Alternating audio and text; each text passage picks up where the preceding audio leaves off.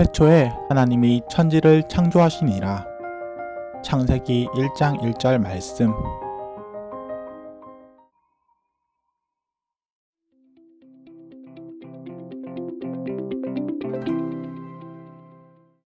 천지를 만드신 하나님은 천지를 만드셨다고 합니다. 이 문제에 대해서는 과거에는 큰 문제가 없었습니다.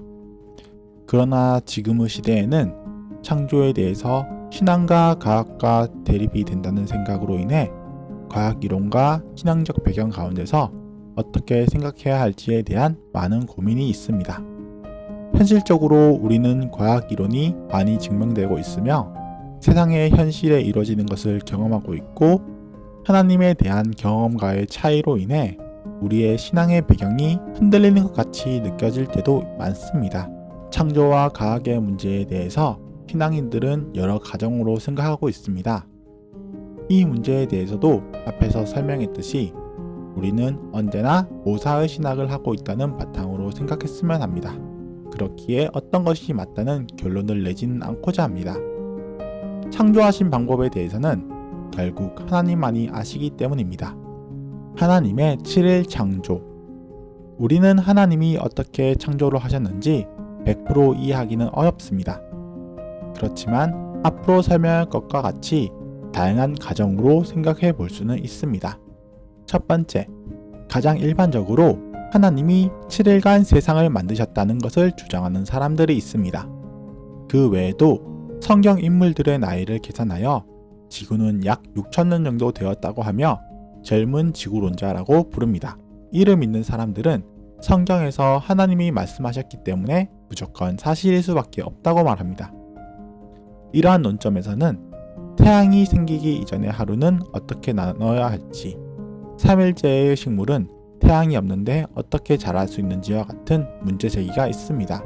이 외에도 성경에서의 창조에 대한 내용은 과학적으로 발견된 현상들과 너무나 다른 내용이 많습니다. 그러나 하나님의 능력으로 행하신 것이기에 문제가 없고 성경에 적혀 있기 때문에 사실이라고 생각하며 그 외에 다른 이유를 달지 않습니다. 그리고 이와 유사하지만 다른 사람들로는 젊은 지구론을 과학으로 억지로 증명해 보이려는 사람들이 있습니다. 창조가 맞다는 말을 하기 위해서 창조과학이라는 이름으로 여러 과학 이론들을 억지로 끼워 맞춥니다. 그러다 보니 대부분 비전공자들이 서로 다른 분야에 대해서 말하는 가운데 너무 많은 허점이 발견되곤 하며 일반적인 학계에서 주장하는 사람들의 확인된 사실들에 대해서는 들으려 하지 않습니다. 하나님은 사실과 진실에 근거하지 않고 거짓 증거들을 바탕으로 증명될 수 없으며 그것은 하나님의 역사일 수 없다는 생각이 먼저 듭니다. 진화와 창조. 또 다른 사람들은 오래된 지구론자들이 있습니다. 물리적으로 우주가 창조된 역사는 맞다고 인정합니다. 현재 천체학과 이론 물리학을 바탕으로 다양한 방식으로 우주의 역사에 대해 증명이 되어가고 있는데 이 과학적인 증명이 서로 간에 상당히 근접하고 있으며 많은 증거들이 계속 발견되어 가고 있다는 점에서 부인하기는 어렵습니다. 시간적으로도 성경상의 하루가 우리의 24시간의 개념이 아니며 하나님의 하루는 우리의 하루와 다를 것이므로 하나님이 긴 시간에 걸쳐 창조하셨다는 것입니다. 진화에 대해서는 생물의 자연적인 진화는 완전히 부인하는 사람들입니다. 생물의 종에 대해서는 고고학적인 관점에서 보면 지구의 각 시대별로 종이 점차 늘어날 때도 있으며 대멸종이라는 종이 크게 줄어든 때도 있습니다. 그러나 종의 숫자가 증가하는 것이 진화로 분화된 것이 아니라 하나님의 창조하심으로 생각한다면 성경에서 하나님이 창조를 마치시고 안식하셨다는 것은 언제인가 라는 의문점이 남게 됩니다. 또 다른 관점은 진화적 창조론자입니다. 하나님이 진화를 통하여 세상을 창조하셨다는 것이고 그 결과 지금의 생물의 다양성이 이루어졌다고 말합니다. 이는 물리적, 생물학적인 과학 연구 논점을 모두 받아들인 관점입니다. 그 안에서도 사람만큼은 진화의 예외라는 생각과 사람도 그 진화를 통해 만드심에 포함되었다는 생각으로 나뉘어져 있습니다. 그런데 사람이 진화에 포함되었다고 생각한다면 진화 과정에서 어느 시점부터 유인종은 사람으로 인정된 것일까요? 우리는 현재는 생물의 분류학으로 학명을 붙이고 있습니다. 인간의 앞선 종들도 상당히 많은데 그 중에서 어떤 학명을 붙인 때부터 사람으로 완성되었다고 인정할 수 있으며 어느 정도로 진화가 이루어진 때부터 인간성으로 인정할 수 있을까요? 만일 존재가 아니라 일정 지식과 인식의 정도에 따라 구원 여부가 나뉘어진다면 만일 다른 어떤 종류의 동물이 지식을 가지게 된다면 그러한 이유로 구원을 받을 만한 이유가 될까요? 아니면 인간 외에도 모든 생명이 구원을 받을 만한 이유가 되는 것일까요? 답하기가 쉽지 않은 것 같습니다. 이와 유사한 설명으로는 지적 설계론도 있습니다. 하나님이 꾸준하게 종을 창조하신 것이 아니라 최초의 생물을 창조하셨지만 그 생물이 지금과 같이 진화되도록 설계를 하셨다는 이론입니다. 이후의 종의 분리는 진화로 발생한 것이 맞지만 그것은 하나님이 창조하신 것이 아니라 자연이 그렇게 되도록 하나님이 정교하게 설계한 것이란 이론입니다. 그러나 지적 설계론도 진화적 창조론자와 같은 문제점은 여전히 남아 있습니다. 진화주의와 창조. 이 외에 진화주의자들이 있는데 앞에 진화에 대한 관점은 신이 존재한다는 가정으로 말하지만 이 관점은 진화를 무신론적 관점으로 생각하는 것입니다. 생명체의 진화는 우연에 의한 것이며 신이라는 것이 없다는 관점입니다. 이러한 개념에서는 우리의 삶이나 방향성이 유전자 안에서 정해진다고 하며 우리는 유전자라는 설계도로 이루어진 기계와 같다고 가정하게 됩니다. 유전자의 생존 본능에 의해 진화를 이루어가는 이기적인 유전자와 같은 개념이 되는 것입니다. 이 개념은 실제 현상보다는 세상을 보는 관점과 삶의 의미에 해당되는 것이므로 과학이라기보다는 철학적인 사상이 바탕에 있습니다. 이러한 관점은 만들어진 신을 저작한 리처드 도킨스가 가장 대표적입니다. 그러나 우리의 삶은 유전자보다도 사회 환경이나 부유한 정도, 사람들 간의 관계 등 더 큰 영향을 받는 것이 너무나도 많습니다. 아마도 기독교인들이 진화에 대해 가장 거부감을 느끼는 부분이 이러한 진화주의로 인한 것 같습니다. 진화주의는 진화 이론과 동일한 것이 아닙니다. 신에 대한 인식을 제거하는 세계관은 신앙인으로서는 받아들이기 어려우며 철학적인 개념이기에 서로가 서로의 세계관을 증명하는 것 또한 불가능합니다. 창조는 과학으로 증명이 되지 않습니다. 과학적 방법 안에서는 가정을 세우고 그 가정을 검증할 수 있는 반복적인 실험을 하게 되고 그 결과가 동일하게 나와야 그 가정이 명제로서 받아들여집니다. 진화나 우주의 크기나 나이, 빛의 속도 등은 검증이 어렵다는 것뿐이지 불가능하지 않으며 점차 증명하고 있습니다. 그러나 하나님의 창조에 대해서는 동일한 인자 안에서 반복하는 과학적 방법을 이용한 검증은 불가능합니다. 개인의 신념이라는 것은 각자 자신이 생각하는 가정을 바탕으로 완벽한 순환고리를 가지며 완전히 이루어지기에 이를 그 가정 밖에 있는 논리를 가져와서 이야기해도 그 사람의 신념을 바꾸는 것은 거의 불가능합니다. 바울이 에덴에서 변증적 논리로 이야기한다고 해도 사람이 바뀌지 않았듯이 논리는 사람을 바꾸지 않습니다. 과학과 신앙 사이의 변증에 대한 학문이 그렇습니다. 그러나 복음은 사람을 바꿀 수 있습니다. 고대 근동적 관점에서의 창조. 이 외에도 그 당시 고대 문헌을 바탕으로 그 시대 사람들의 창조에 대한 관점이 무엇이었는지를 분석하여 성경을 해석하는 방법도 있습니다. 우리는 성경은 약 3500년 전부터 1600년간에 걸쳐 여러 사람들에 의해서 적힌 하나님의 말씀이라고 배웁니다.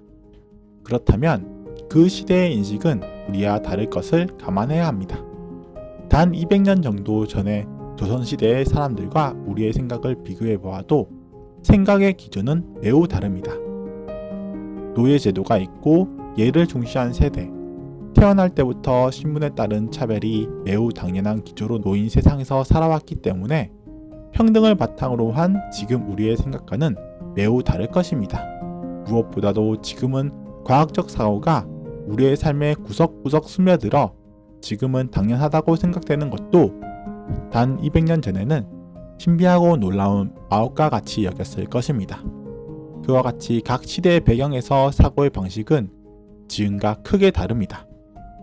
그럴진데 3500년 전에는 지금과 유사할 것이라고 생각할 수 없습니다. 무엇보다 그 당시 사람들은 지금 우리와 같은 패러다임의 과학 지식이 없었습니다.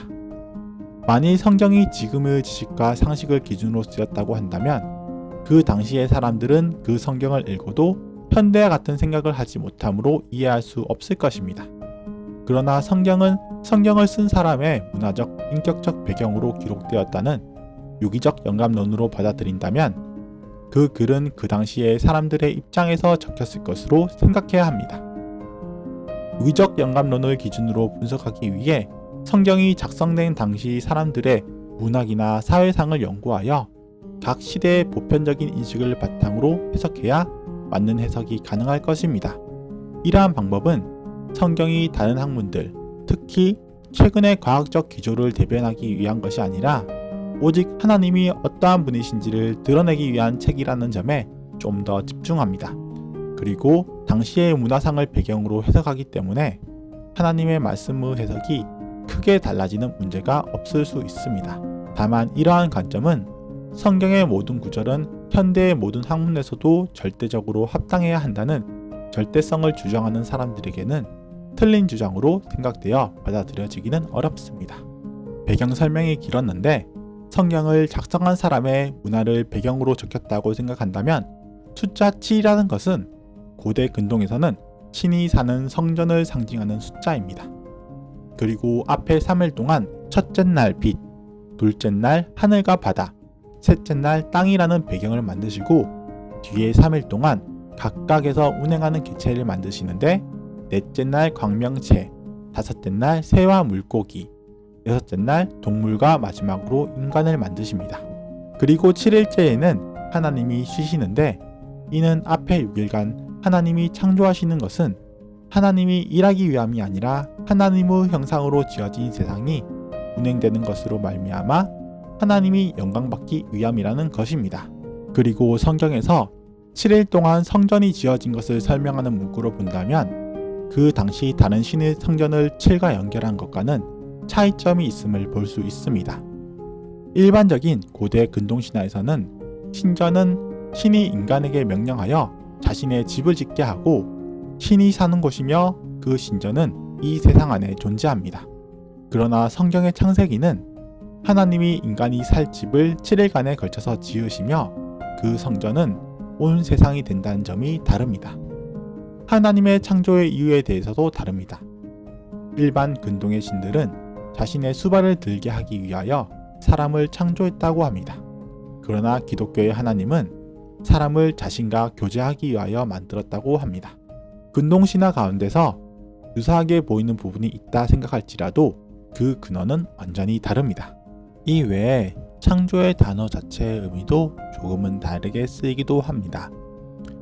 과학과 물질에 대한 개념이 발달한 현대에서는 창조는 어떠한 물질이 없다가 완전히 새로이 발생한 것을 말합니다.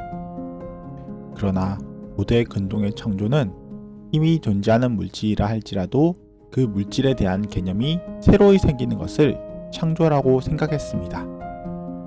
예를 들면 날카로운 날이 있는 물건이 그냥 있을 때 그 물질이 우리에게 아무런 의미가 없다면 단순히 존재하고 있는 날카로운 물질일 뿐 우리 자신에게 어떠한 개념도 가지지 않습니다. 그러나 우리가 그 날카로운 나르로 줄기식물을 자르기 위해 사용한다면 그 물질은 식물을 자르기 위한 것이라는 개념이 발생합니다. 고대 근동에서는 이와 같이 어떠한 개념이 생기는 것에 대하여 창조라고 지칭하였습니다. 그리고 그 식물을 자르는 개념에 낫이라는 이름을 붙이게 되면 우리가 이전에는 낫이 존재하고 있어도 그것을 낫이라고 인지하지 못하지만 이름을 지은 후에는 그 물체를 볼 때 낫이라는 인식을 하게 되고 낫이라는 것은 줄기식물을 베기 위한 것이라는 개념이 우리 안에 생기게 됩니다.